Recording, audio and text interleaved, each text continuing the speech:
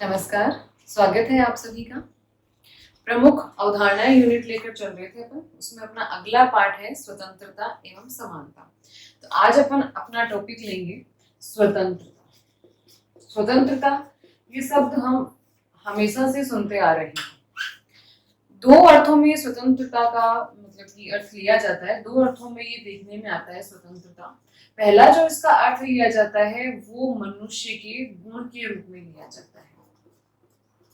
मानवीयता का गुण, मनुष्यत्व के एक गुण के रूप में स्वतंत्रता लिया जाता है। मनुष्य के गुण का मतलब कैसे? इसके अंतर्गत विचारक ये कहते हैं कि प्रकृति में, इस सृष्टि में जितने भी प्राणी हैं, चर अचर जड़ वस्तुएं, जो भी सब कुछ है, वो सब कुछ प्रकृति के नियमों के अनुसार नियमित होती है। यानी कि चाहे कोई भी प्राणी हो, वो एक नियम से नियमित होता है। और वो नियम कौन से हैं? प्रकृति के नियम। आप खुद सोचिए, चाहे कि कोई भी जीव जंतु हो, जानवर हो, प्रकृति के नियमों के अनुसार ही उनका जीवन यापन करना पड़ता है। लेकिन मनुष्य एक ऐसा प्राणी है जो कि अपने उद्देश्यों की पूर्ति के लिए, किसके लिए?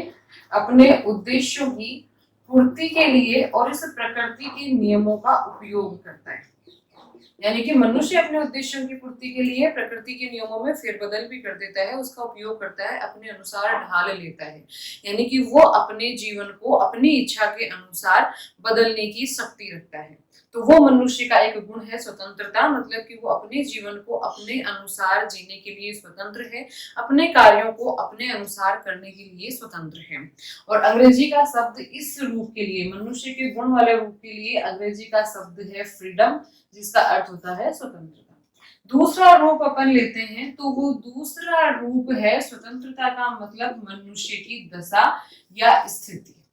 इसके अंदर क्या बताया जाता है? इसके अंदर ये बताया जाता है कि स्वतंत्रता एक ऐसी दशा, एक ऐसी परिस्थिति का नाम है कि जिस दशा में, जिस परिस्थिति में मनुष्य को अपने विकास के समुचित अवसर प्राप्त होते हैं और वो अपनी मर्जी के अनुसार अपने कार्य कर सकता है। ये मनुष्य की दशा की बात करता है, ये मनुष्य की स्थिति की बात करता है। और राजनीति विज्ञान में जब अपन स्वतंत्रता को पढ़ते हैं तो स्वतंत्रता का अर्थ मनुष्य की दशा वाले रूप से होता है, मनुष्य की दशा वाले अर्थ से होता है कि ऐसी स्थिति, ऐसी परिस्थिति या ऐसी दशा जिसमें मनुष्य अपनी मर्जी के अनुसार, अपने मन के अनुसार कार्य कर सके, अपनी इच्छा के अनुसार कार्य कर सके, उसके ऊपर कोई भी बाहरी नियंत्रण या बाहरी प्रतिबंध ना हो, तो वो कहलाती है स्वतंत्रता।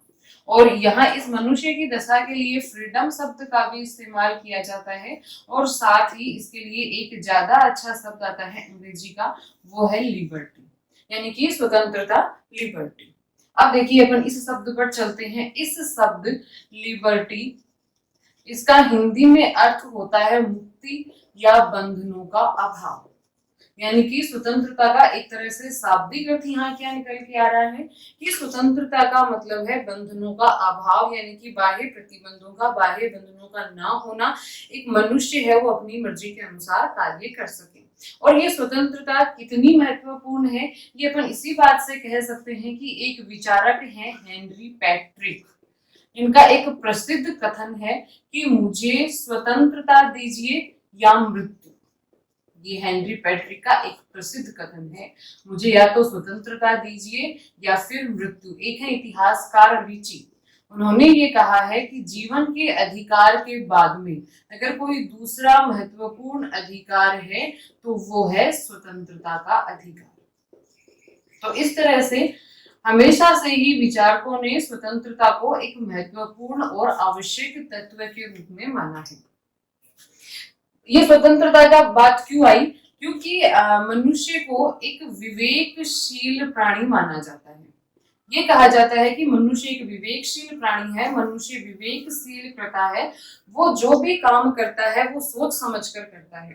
इसलिए मनुष्य की जो इच्छा हो वो कार्य करने की उसको छूट होनी चाहिए, जो उसके मन में आए वो काम उसे करने देना चाहिए। और वही बात है, वही कॉन्सेप्ट या वही इच्छा लेकर आती है स्वतंत्रता की अवधारणा को। स्वतंत्रता यानी कि मनुष्य एक विवेकशील प्राणी है, मनुष्य अपना हित स्वयं सोच सकता है और मनुष्य की अपनी इच्छा के अनुसार मनुष्य जो कार्य करना चाहे उस कार्य को करने देने की स्थिति उत्पन्न करना, उस कार्य को करने देने की परिस्थिति उत्पन्न करना स्वतंत्रता कहलाती है। तो ये एक तरह से अपन ने स्वतंत्रता का अर्थ समझा, स्वतंत्रता के दो रूप समझे। स्वतंत्रता की अगर अपन परिभाषा की बात करें तो एक विचारक हैं ल्यूकास, उनके अनुसार स्वतंत्रता की परिभाषा है कि किसी भी विवेकशील कर्ता द्वारा उसके वो सभी कार्य करने की स्वतंत्रता, वो सभी कार्य करने की छूट जो वो करना चाहे, और उसके कार्यकरण में किसी भी प्रकार के बाह्य प्रतिबंध ना हो या बाह्य बंधन ना हो। यानी कि ये कहते हैं कि विवेकशील कर्ता द्वारा अपनी मन के अनुसार, अपनी इच्छा के अनुसार कार्य कर सके, उसके ऊपर किसी प्रकार के बाह्य प्रतिबंधों का अभाव ना हो, वो स्वतंत्रता की परिभाषा है। स्वतंत्रता के अपन मोटे रूप में मतलब यही परिभाषा ले सकते हैं कि जो मनुष्य करना चाहे, जो कार्य उसको करने की इच्छा हो, वो कर सके, वो स्वतंत्रता है।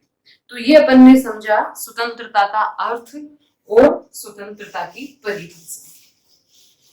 अब देखिए इस चीज में अपन आगे बढ़ते हैं और एक बहुत ही इम्पोर्टेंट और स्वतंत्रता को पूरी तरह से समझ में आने वाला एक छोटा सा टॉपिक यहाँ पर लेते हैं कि हकीकत में स्वतंत्रता की जो अपन परिभाषा दे रहे हैं क्या वो उपयुक्त है।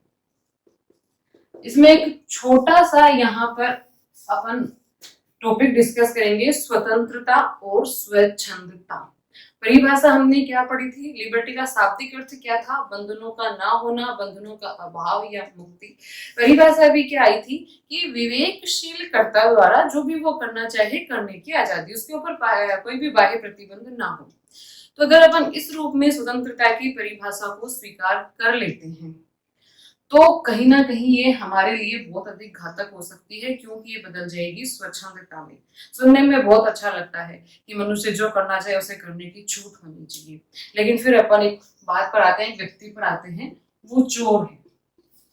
अब क्योंकि वो भी देश का नागरिक है, उसको भी स्वतंत्रता है, तो फिर उसको करने देने चाहिए वो कार्य जो वो करना चाहे, क्योंकि स्वतंत्रता की परिभाषा तो यही कहती है कि जो भी उस मनुष्य को उपयुक्त लगता है वो उसे करने देना चाहिए। और मनुष्य है इसलिए हर एक मनुष्य को हमें विवेकशील प्राणी मानना ही पड़ेगा, क्योंकि किसी मनुष्य में अपन ये अंतर नहीं कर सकते कि कौन विवेकशील है और कौन विवेकशील नहीं है।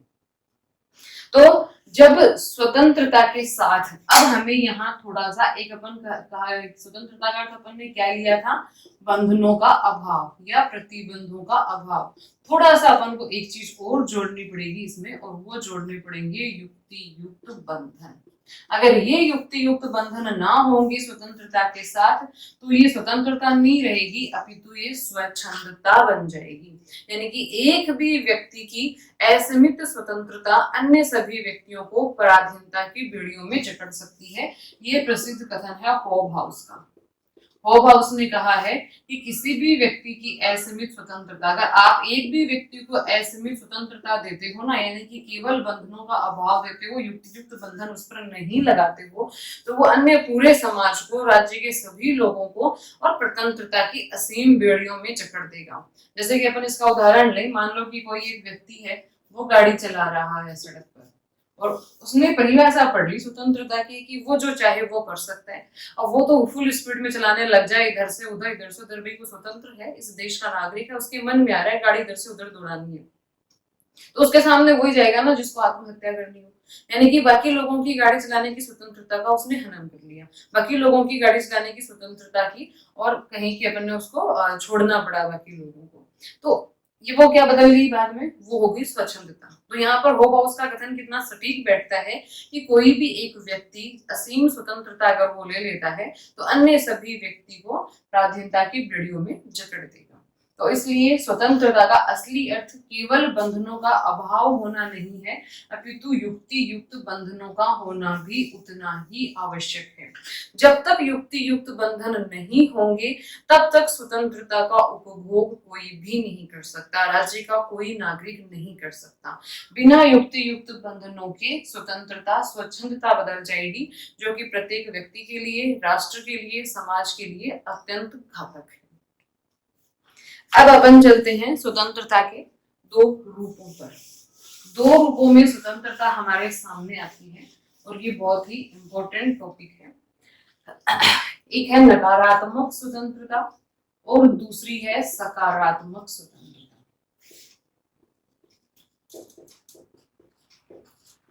अब देखिए इन दोनों में क्या अंतर है। नकारात्मक स्वतंत्रता की अपन बात करें तो नकारात्मक स्वतंत्रता ये मानती है कि मनुष्य विवेकशील प्राणी है और मनुष्य इतना योग्य है, इतना समर्थ है कि वो अपना भला स्वयं कर सकता है। इसलिए वो जो करना चाहता है अपने विकास के लिए, अपने आगे बढ़ने के लिए, उसको वो कार्य करने की पूर्णतया छूट होनी चाहिए। वो अपनी मर्जी से और अपने हित के लिए, अपने हित संवर्धन के लिए कार्य कर सके। यहाँ पर राज्य के द्वारा छूट की बात आती है। राज्य के द्वारा किसी भी वर्ग के उत्थान के लिए कोई विशेष प्रयास को ये नकारता है। यहाँ ये माना जाता है कि व्यक्ति स्वयं अपना विकास कर सकता है, वो अपना भला किस चीज में है वो सबसे अधिक वो ही जानता है और कोई नहीं जानता। तो इसलिए सभी मनुष्यों को छूट दे देनी चाहिए कि भाई तुम्हें जो करना है वो करो। यहाँ पे युक्त बंधन है, स्वच्छंदता नहीं है। यहाँ पर है यहाँ स्वतंत्रता ही, यानी कि कोई व्यक्ति अगर कानूनन रूप से गलत करता है तो उसके ऊपर बंधन है, लेकिन अपने विकास के लिए, अपनी मतलब आगे बढ़ने के लिए वो जो कुछ भी करना चाहे उसके ऊपर उसको पूर्णतया छूट है कि आप जो करना चाहो वो कर सकते हो। यहाँ राज्य के लिए जो विशेष प्रयास किए जाते हैं राज्य के द्वारा निम्न वर्गों के उत्थान के लिए, कोई गरीब है या फिर कोई असमर्थ है तो उसके उत्थान के लिए, उन सारे कार्यों को यहाँ नहीं किया जाता। यहाँ ये कहा जाता है कि राज्य को कोई विशेष प्रयास करने की आवश्यकता नहीं है। राज्य को केवल इतना ध्यान रखना चाहिए कि कानूनों का पालन अच्छे से हो रहा हो, सभी व्यक्तियों का जीवन सुरक्षित हो। इसके अलावा पूर्णतया स्वतंत्र छोड़ देना चाहिए। सुनने में ये परिभाषा भी बहुत अच्छी लगती है, लेकिन इससे वहां पर एक बड़ी ही विकट स्थिति उत्पन्न हो जाती है जहां आर्थिक विषमता होती है। आर्थिक विषमता होगी। आर्थिक विषमता का मतलब एक वर्ग है जो कि बहुत अधिक अमीर है, दूसरा वर्ग है जो कि बहुत अधिक गरीब है, और राज्य क्योंकि कोई प्रयास नहीं कर रही है तो सीधी सी बात है जो वर्ग अमीर है, जो वर्ग आर्थिक रूप से शक्तिशाली है, वो अपनी आर्थिक शक्ति के बल पर वो दूसरे अब गरीब वर्ग है उसका शोषण करेगा। और ये बात सत्य है। और सीधी सी बात है कि जब अपन माने कि जैसे कि मान लीजिए एक छोटा सा कोई शहर है जिसमें 4 बड़े बड़े पूंजीपति या उद्योगपति हैं और उस शहर के सारे व्यक्ति हैं, उनको उनकी उद्योगों में काम करना है। सरकार यहाँ पर कोई बंधन या प्रतिबंध नहीं लगा रही है। उन उद्योगपतियों ने न्यूनतम मजदूरी से भी बहुत कम मजदूरी गरीबों के लिए, उनके मजदूरों के लिए निर्धारित की है उन चारों उद्योगपतियों ने मिलकर। तो अब उन मजदूरों के पास उस न्यूनतम मजदूरी पर कार्य करने के सिवाय कोई भी ऑप्शन नहीं रह जाता, कोई भी विकल्प नहीं रह जाता, और अब वो फिर पूरी जिंदगी पेट भरने में लगे रहेंगे। और ये बात मार्क्स ने भी कही है कि आर्थिक स्वतंत्रता के बिना अन्य किसी भी प्रकार की स्वतंत्रता निराधार है। यानी कि सबसे पहले जब इंसान का पेट भरा होता है ना, उसके बाद में उसको राजनीति की याद आती है, उसके बाद में उसको किसी और कानून की याद आती है। तो यहाँ फिर सिर्फ अगर नकारात्मक स्वतंत्रता की अपन बात करते हैं तो यहाँ से जो 4-5 उद्योगपति हैं वो ही स्वतंत्रता का उपभोग कर पाएंगे। ये लोग अपनी आर्थिक शक्ति के बलबूते अन्य व्यक्तियों को, जो गरीब व्यक्ति हैं, उनको स्वतंत्र बना लेंगे, अपना गुलाम बना लेंगे। तो अब देखो नकारात्मक स्वतंत्रता के अपन थोड़े से गुण पढ़ लेते हैं। तो सबसे पहले ये मतलब कि बंधनों से मुक्ति पर बल देता है।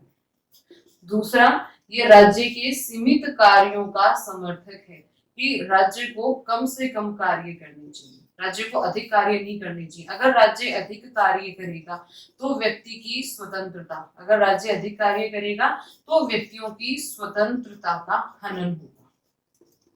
और तीसरा, ये कहता है कि व्यक्तिगत हित के लिए राज्य को कोई भी कार्य नहीं करने चाहिए। इसके लिए वो पूर्णतः अवहेलना करते हैं कि व्यक्तिगत हित के लिए राज्य को किसी भी प्रकार का कोई कार्य नहीं करना चाहिए। इस प्रकार की स्वतंत्रता के समर्थक व्यक्तिवादी विचारक हैं। समझौतावादी विचारकों में जे.एस. मिल हैं, होब्स हैं।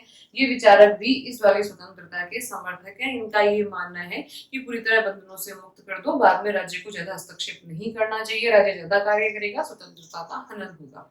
तो ये था स्वतंत्रता का नकारात्मक रूप। अब अपन दूसरे रूप पर आते हैं। ये है स्वतंत्रता का सकारात्मक रूप। इसमें और इसमें क्या फर्क है? देखिए, यहाँ बंधनों का अभाव तो होता ही होता है, लेकिन यहाँ युक्ति युक्त बंधनों पर अत्यधिक जोर दिया जाता है कि युक्ति युक्त बंधन भी होने चाहिए। इसके बाद में राज्य इस बात का निर्धारण करता है, राज्य ये सुनिश्चित करता है कि उसके राज्य में सभी व्यक्ति स्वतंत्रता का उपभोग कर सके। और इसके लिए राज्य अनेक प्रकार के प्रयास करता है, कानून बनाता है, जो अमीर वर्ग हैं उन पर कर लगाता है, गरीबों के लिए अनेक परियोजनाएं चलाता है, उनको चाहे किसी भी प्रकार की आर्थिक या फिर सामाजिक किसी भी प्रकार की सहायता उपलब्ध करवानी है तो वो सहायता उपलब्ध करवाता है। यानी कि यहाँ राज्य के कार्य क्षेत्र में बढ़ोतरी हो जाती है। राज्य इस बात को सुनिश्चित करता है कि बंधनों के अभाव के कारण यानी कि इसमें स्वतंत्रता का उपभोग करके कोई वर्ग दूसरे वर्ग को शोषित ना कर सके, प्रताड़ित ना कर सके, उसकी स्वतंत्रता का हनन ना कर सके। यहाँ देखिए, यहाँ इस प्रकार की स्वतंत्रता पैदा करने की कोशिश की जाती है, मतलब कि ऐसी स्वतंत्रता, ऐसी बाधाएं स्वतंत्रता के मार्ग में जो कि समाज द्वारा पैदा की गई है, सॉरी, ऐसी स्वतंत्रताएं जो कि समाज द्वारा पैदा की गई हैं, जो कि समाज द्वारा उत्पन्न है, उन स्वतंत्रताओं को, उन बंधनों को, उन बाधाओं को दूर करने का प्रयास करता है राज्य यहाँ पर।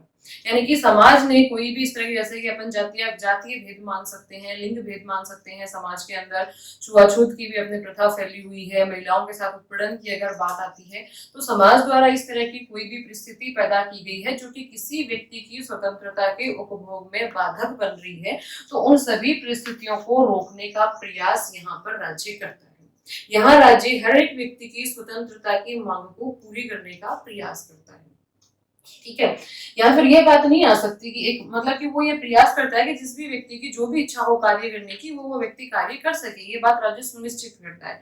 तो अगर अपन यहाँ सवाल उठे कि मनुष्य के मन में तो ये भी आ सकती है कि उसे उड़ना है पक्षियों के समान, उसको पंख चाहिए, तो यहाँ राज्य इस बात के लिए और अपन कहें कि अधिकृत नहीं है। राज्य केवल उन्हीं बाधाओं को दूर करेगा जो कि समाज द्वारा उत्पन्न की गई है, और ऐसी स्वतंत्रता की मांग कोई करेगा भी नहीं जैसा हमें प्रकृति ने बनाया है, प्रकृति ने जो हमें सौंपा है उसके इतर, लेकिन राज्य ने और जो बाधाएं उत्पन्न की हैं, जैसे कि अपन बात करें आर्थिक और सामाजिक, आर्थिक और सामाजिक जो स्वतंत्रताएं आती हैं वो इस सकारात्मक स्वतंत्रता के अंतर्गत आती हैं। और नागरिक और कानूनी स्वतंत्रताएं, कानूनी स्वतंत्रता, नागरिक स्वतंत्रता या फिर राजनीतिक स्वतंत्रता आती हैं, वो नकारात्मक स्वतंत्रता के अंतर्गत आती है। राजनीतिक स्वतंत्रता क्या होती है, नागरिक स्वतंत्रता क्या होती है, आर्थिक स्वतंत्रता क्या होती है, ये अपन अगले टॉपिक में पढ़ेंगे कि वास्तव में स्वतंत्रताओं का मतलब क्या है। लेकिन नागरिक और राजनीतिक स्वतंत्रता, जैसे कि यहाँ पर क्या होता है, सिर्फ छूट दी जाती है, आपका अभिव्यक्ति का अधिकार है, वोट देने का अधिकार है, कानून बना दिए, उनको पालन करना है, कानून आपकी रक्षा के लिए है। लेकिन यहाँ पर छूट के साथ साथ राज्य प्रयास भी करता है कि राज्य ने छूट दी है, आप अपनी मर्जी का व्यवसाय जो कानूनन रूप से सही हो वो व्यवसाय चुन सकते हैं, आजीविका के लिए कोई भी साधन अपना सकते हैं। लेकिन इन सब के बावजूद भी यदि कोई वर्ग ऊपर नहीं उठ पा रहा है, अत्यधिक गरीब है, तो उसके लिए राज्य विभिन्न प्रकार की परियोजनाएं चलाता है, उनकी सहायता के प्रयास करता है। वो सामाजिक है, कानून बन गया, छुआछूत की भावना, छुआछूत की जो प्रथा है उसका अंत कर दिया, सती प्रथा का अंत कर दिया। इसके बावजूद भी अगर समाज में ऐसी कोई परिस्थितियां हैं, कोई वर्ग उत्पीड़ित है, कोई निम्न वर्ग है जो कि आगे नहीं बढ़ पा रहा है, तो उसके लिए राज्य प्रयास करता है। जैसे कि आरक्षण की व्यवस्था की गई है निम्न वर्गों के उत्थान के लिए।